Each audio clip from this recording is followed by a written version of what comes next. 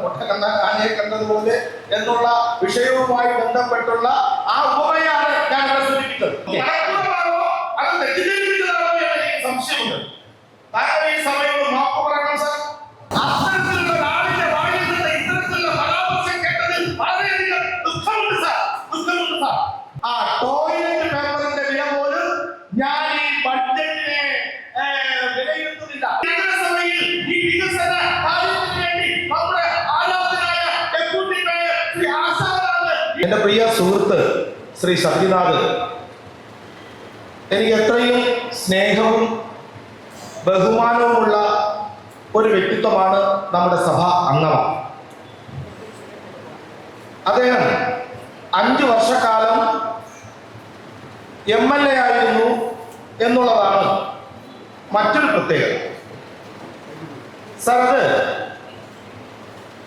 എല്ലാ കാര്യവും കൃത്യമായി വിശകലനം ചെയ്ത് വളരെ ഗൗരവമായി വിശകലനം ചെയ്യുന്ന ഒരു വ്യക്തിയായിട്ടാണ് അദ്ദേഹത്തെ ഞാൻ കണ്ടതും മനസ്സിലാക്കിയത്. സാർ, എന്നാൽ അതൊരു പഴഞ്ചൊല്ലുണ്ട്. ഒരു പൊട്ടക്കണ്ണൻ ആനയെ തൊട്ട് വിശകലനം ചെയ്തതുപോലെയാണ് അദ്ദേഹത്തിന്റെ ഇന്നത്തെ പ്രകടനം.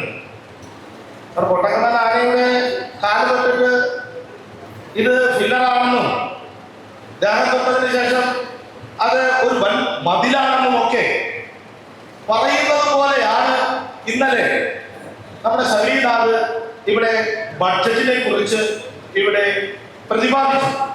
ശ്രീ ശബരിനാഥ് ഈ ബഡ്ജറ്റിന്റെ വിശകലനം ചെയ്തത് എനിക്ക് അതുമായി ഉപമിക്കാനാണ് താല്പര്യപ്പെടുന്നത്. ഇയാള് പൊട്ടക്കണ്ണ ആനയെ കണ്ടതുപോലെ എന്നുള്ള വിഷയവുമായി ബന്ധപ്പെട്ടുള്ള ആ ഉപമയാണ് ഞാൻ ഇവിടെ സൂചിപ്പിച്ചത്. Sir, sir budget book, sir ബഡ്ജറ്റില് ആ ബഡ്ജറ്റ് ഡോക്യുമെന്റിലെ 163-ാമത്തെ പേജ് തൊട്ട് 177 വരെയുള്ള പേജുകളിൽ പരാമർശിച്ചിട്ടുണ്ട്. സാർ, അത് 397 കോടി രൂപ നീക്കിവച്ചിട്ടുള്ള വൻപൻ പരിപാടികളാണ് അതിൽ പറഞ്ഞിട്ടുള്ളത്. വൻപൻ പ്രോജക്റ്റുകളാണ് അതിൽ പറഞ്ഞിട്ടുള്ളത്.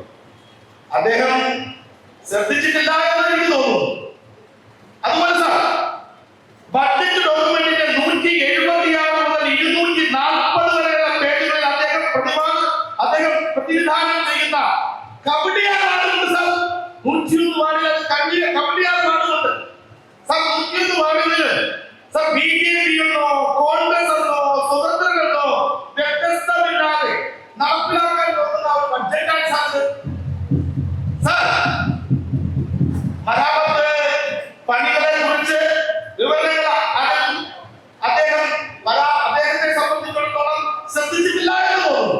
അതിൽ പറഞ്ഞിട്ടുള്ള കാര്യം സാർ, അദ്ദേഹം ആദ്യം കൂടി ബഡ്ജറ്റിൽ കണ്ടത് ബഡ്ജറ്റിന്റെ ആദ്യത്തെ 2 പേജുകൾ മാത്രമാണ് സാർ. എന്താണ് അദ്ദേഹം പറഞ്ഞത് സാർ? ആ പേജുകൾ 72-ഉം 73-ഉം. എന്താണ് അദ്ദേഹം പറഞ്ഞത്? ബഡ്ജറ്റ് സ്റ്റേറ്റ്മെന്റിൽ എല്ലാം തെറ്റാണ് കാണുന്നത് എന്നാണ് അദ്ദേഹം പറഞ്ഞത്. എന്നിട്ട് അദ്ദേഹം വേറൊരു പരാമർശം പറഞ്ഞു. ടിഷ്യൂ പേപ്പറിന്റെ വില പോലും ടോയ്ലറ്റ് പേപ്പറിന്റെ വില പോലും ഞാൻ ഈ ബഡ്ജറ്റിനെ വിലയിരുത്തുന്നില്ല, അല്ലെ എടുക്കുന്നില്ല എന്നാണ് അദ്ദേഹം പറഞ്ഞത്. സാർ, ഇതുപോലൊരു കൗൺസിലില്ല. കഴിഞ്ഞ ഒരു 4 വർഷത്തിന് മുമ്പ് ഞാൻ ഈ ബഡ്ജറ്റുമായി ബന്ധപ്പെട്ട് ചില പരാമർശങ്ങൾ നടത്തിയതിനു ശേഷം ഈ ബഡ്ജറ്റിനെ ഞാൻ അറബിക്കടലിലേക്ക് വലിച്ചെറിയുന്നു എന്ന് ഒരു പരാമർശം നടത്തി. അന്ന് യശസ്വരീയനായ ശ്രീവരാഹ കൗൺസിലർ ശ്രീ വിജയകുമാർ സഭയിൽ തന്നെ എനിക്കൊന്ന് മറുപടി തന്നു. അതിനുശേഷം അദ്ദേഹം സഭ കഴിഞ്ഞതിന് ശേഷം ഇതിന്റെ മഹത്വത്തെ കുറിച്ച് അദ്ദേഹത്തിന്റെ 75 വർഷക്കാലത്തെ രാഷ്ട്രീയ പാരമ്പര്യത്തെ കുറിച്ച്, ഇതിന്റെ മഹത്വത്തെ കുറിച്ച്, ഈ നമ്മുടെ ഭരണഘടനയെ കുറിച്ച് ഒക്കെ ഊണിലും ഉറക്കത്തിലും ഒക്കെ ഭരണഘടനയും കൊണ്ട് നടക്കുന്ന ആളാണ് നമ്മുടെ ശബരിനാഥ്. ഇന്നലെയും അതെടുത്ത് നോക്കുന്നത് ഞാൻ കണ്ടു. സത്യപ്രതിജ്ഞ സമയത്ത് എടുത്ത് നോക്കുന്നത് കണ്ടു. ഇങ്ങനെ ടോയ്ലറ്റ് പേപ്പറിന്റെ ഞാൻ അതിനുശേഷം കഴിഞ്ഞ 4 ശേഷവും ഞാൻ ബഡ്ജറ്റ് സമ്മേളനത്തിൽ പങ്കെടുത്ത ഇന്നേ വരെ ഞാൻ അത് ആവർത്തിച്ചിട്ടില്ല. വളരെ ബഹുമാനത്തോടെയും വളരെ സ്നേഹത്തോടെയും ഒക്കെ തന്നെയാണ് ഞാൻ ഈ ബഡ്ജറ്റിനെ കാണുന്നത്. സാർ, ഒരിക്കലും താങ്കൾ MLA ആയിരുന്നു, അതുപോലെ തന്നെ താങ്കൾ ഒരുപക്ഷെ മന്ത്രി വരെ ആകുമെന്ന് ഞാൻ പ്രതീക്ഷിച്ചു. ഇപ്പോഴൊന്നും നടക്കില്ലെന്ന് എനിക്കറിയാം. BJP-യാണ് അധികാരത്തിൽ വരാം. തീർച്ചയായിട്ടും അത്തരത്തിലുള്ള ഒരാളിന്റെ വായിൽ നിന്ന് ഇത്തരത്തിലുള്ള പരാമർശം കേട്ടതിൽ വളരെയധികം ദുഃഖമുണ്ട് സാർ. പ്രത്യേകിച്ച് PN സാർ വളരെയധികം സ്നേഹിക്കുന്ന ഒരു വ്യക്തിയാണ്. അതുപോലെ ടീച്ചർ, എന്റെ വൈഫിനെ പഠിപ്പിച്ച ടീച്ചറാണ്. അത് അവരെ സംബന്ധിച്ചിടത്തോളം അവരെ വളരെ ബഹുമാനത്തോടെ ഞാൻ കാണുന്ന ആളാണ്.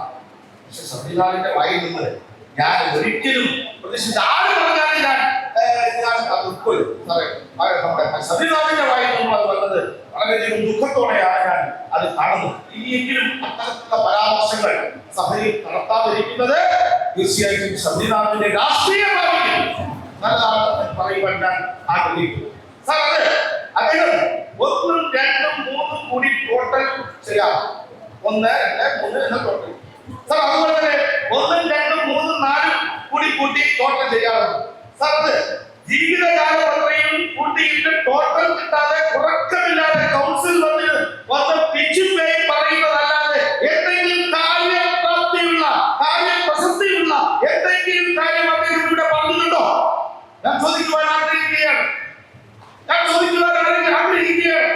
തീർച്ചയായും 5 വർഷം നിയമസഭയിൽ ഇരുന്ന് ഒരു വ്യക്തി എന്നുള്ള നിലയിൽ ഇതുപോലുള്ള വിഡ്ഢിത്തം നടത്തുന്ന അദ്ദേഹത്തിന് ഒട്ടും അനുയോജ്യമല്ല എന്ന് ഇവിടെ പറയുവാൻ ഞാൻ ഉദ്ദേശിക്കുന്നത്. സാർ, ആകെക്കൂടി ബഡ്ജറ്റിലെ സ്റ്റേറ്റ്മെന്റിൽ പറ്റിയ ഒരു പിഴവെന്ന് പറയുന്നത് ക്രമണം എന്ന് പറഞ്ഞ പിഴവുകളാണ്. നമുക്ക് അംഗീകരിക്കാം. അതിന് മുമ്പ് അക്കങ്ങളിലൊക്കെ ഒരുപാട് പിഴവുകളുണ്ട്. പക്ഷേ ഈ ക്രമനമ്പറിൽ വന്ന സാർ, താങ്കൾ ഇന്നലെ സംസാരിച്ച സമയത്ത് ഞാൻ ഒന്നും പറഞ്ഞില്ല. ഇന്നലെ അതിനുശേഷം താങ്കൾ ഇല്ലാത്തത് കൊണ്ടാണ് ഞാൻ പറയാതെ പോയത്. തീർച്ചയായിട്ടും അദ്ദേഹം ഉള്ള സഭയിൽ ഇത് പറയണമെന്നുള്ളത് കൊണ്ടാണ് ഞാൻ പറയുന്നത്. ഒരു കോൺസെൻട്രേറ്റ് വേണ്ടി സമയമുണ്ടല്ലോ, പറയാം. ഇതിന് മറുപടി പറയാം. സാർ, സീരിയൽ നമ്പർ 2 പ്രതിപാദിച്ചിരിക്കുന്നത് റവന്യൂ റെസിപ്റ്റ് ആണ്. അതുപോലെ തന്നെ സീരിയൽ നമ്പർ 3 പ്രതിപാദിച്ചിട്ടുള്ളത് ക്യാപിറ്റൽ റെസിപ്റ്റ് ആണ്. സാർ, ഈ റവന്യൂ റെസിപ്റ്റും ക്യാപിറ്റൽ റെസിപ്റ്റും കൂട്ടുമ്പോൾ കിട്ടുന്ന മൊത്തമാണ് സീരിയൽ 4 കാണിച്ചിട്ടുണ്ട്. സാർ, അത് തെറ്റുണ്ടോ? സാർ, സീരിയൽ നമ്പർ 5 പ്രതിപാദിച്ചിരിക്കുന്നത് 1 പ്രതിപാദിച്ചിട്ടുള്ള ഓപ്പണിംഗ് ബാലൻസ് ആണ്. ഓപ്പണിംഗ് ബാലൻസ് ഉൾപ്പെടെയുള്ള മൊത്തം വരവാണ് ഇതിനുള്ളത്. സാർ, സാർ, അത് മനസ്സിലാക്കാനുള്ള ഒരു സാമാന്യ ബുദ്ധിയെങ്കിലും നല്ല ഉണ്ട് എന്ന് ഞാൻ മനസ്സിലാക്കി. സാർ, വളരെ ലജ്ജാകരം ഒരു LKG കുട്ടി കൂട്ടി നോക്കുന്ന 1, 2, 3 കണക്കുകൾ മാത്രം നോക്കി പറഞ്ഞതിൽ വളരെ ലജ്ജാകരമാണ്. സംവിധാനം എന്നുള്ളത് സ്വയം പ്രഖ്യാപിച്ചിരിക്കുന്നത് എല്ലാം അറിഞ്ഞുകൊണ്ട് എനിക്ക് സംശയമുണ്ട്.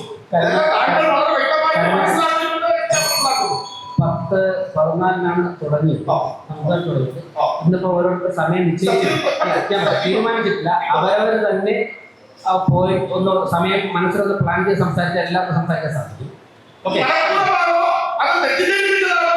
സംശയമുണ്ട്. താങ്കൾ ഈ സമയം മാപ്പ് പറയണം. സാർ, മാപ്പ് പറയണം.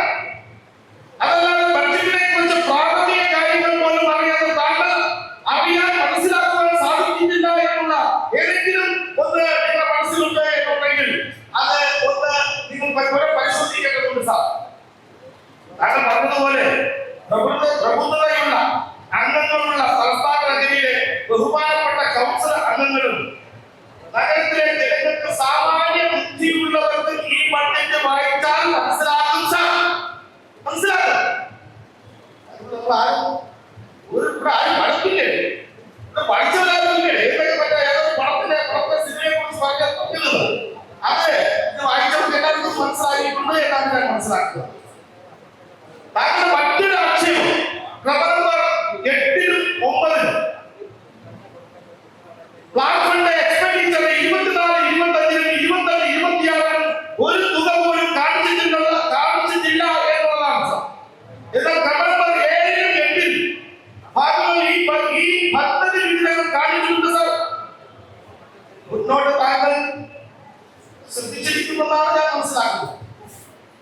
സാറേ, എന്റെ പ്രിയപ്പെട്ട സുഹൃത്ത്,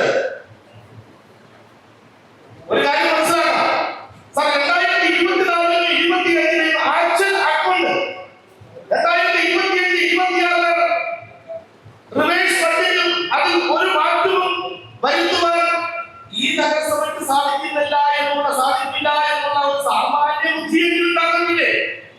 അതാണ് നമ്മൾ മാറ്റപ്പെട്ട പറ്റുമോ സാർ? കേരള മുനിസിപ്പൽ ആക്ടിന്റെ നിയമമനുസരിച്ച് ഒരു ബഡ്ജറ്റ് തയ്യാറാക്കുമ്പോൾ കഴിഞ്ഞ മുൻകാലങ്ങളിലെ ഫിഗേഴ്സ് കാണിച്ചിരിക്കണമെന്നാണ് നിയമപരമായി ഒരു ഘടകമാണ് സാർ, ഒരു ഘടകമാണ്. ഇവിടെ താങ്കൾ ശ്രദ്ധിക്കേണ്ടത് 2026-27 ബഡ്ജറ്റാണ് സാർ. ബഡ്ജറ്റാണ്. താങ്കൾ ആക്ഷേപിച്ചിരിക്കുന്ന 8-9 പ്രബലങ്ങളിൽ എന്തെങ്കിലും തുക കാണിച്ചിട്ടില്ല എങ്കിൽ അതിന് ഉത്തരം പറയേണ്ടത് നമ്മളല്ല, ഈ ഭരണസമിതിയല്ല, ഭരണസമിതിയാണ് സാർ. സാർ, എന്നാൽ 2026-27 പ്ലാൻ ഫണ്ട് എക്സ്പെൻഡിച്ചർ ചെലവ് 397 കോടി രൂപ വകയിരുത്തിയിരിക്കുന്ന താങ്കളുടെ ദയവായി താങ്കളുടെ ശ്രദ്ധയിൽ കൊണ്ടുവരുവാൻ ഞാൻ ആഗ്രഹിക്കുകയാണ് സാർ. പേജ് നമ്പർ 163 മുതൽ 177 വരെയുള്ള പേജുകളിൽ ഇത് സൂചിപ്പിച്ചിട്ടുണ്ട്. ചുരുക്കത്തിൽ എന്റെ പ്രിയ സുഹൃത്ത് സഭയിലാണ് ഈ സഭയോട് ഇന്നലെ പറഞ്ഞ തെറ്റുകുറ്റങ്ങൾ ഏറ്റുപറഞ്ഞുകൊണ്ട് മാപ്പ് പറയണമെന്നാണ് BJP ആവശ്യപ്പെട്ടത് സാർ. തീർച്ചയായും അത് താങ്കൾ മനസ്സിലാക്കണം. അതിനുള്ള മറുപടി UDF-ന്റെ പ്രകടനം പറയാം. അല്ല, UDF-ന് സബ്സിഡി ടൈം കിട്ടും. അല്ല, താങ്കൾക്ക് അങ്ങേക്ക് സമയം കിട്ടും, ആവശ്യമുള്ള സമയം കിട്ടും.